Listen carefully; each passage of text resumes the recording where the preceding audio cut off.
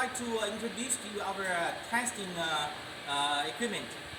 The 30 kilowatt electric motor pellet machine, model number SKG 350, and also this 15 kilowatt small pellet machine. This 30 kilowatt pellet machine is a complete unit. You can see very clear.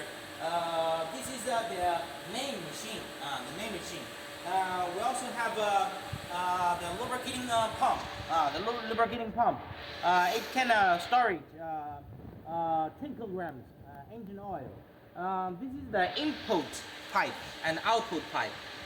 The function for this lubricating pump is it's for lubricating the main shaft bearings. The input hopper and the output hopper, and the electric control panel. From here you can see with this machine we produced 8 millimeters, very smooth, very nice quality wood pellet.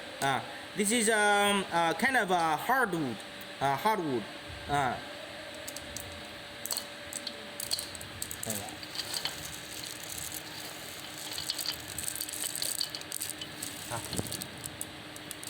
OK， 好，讲讲。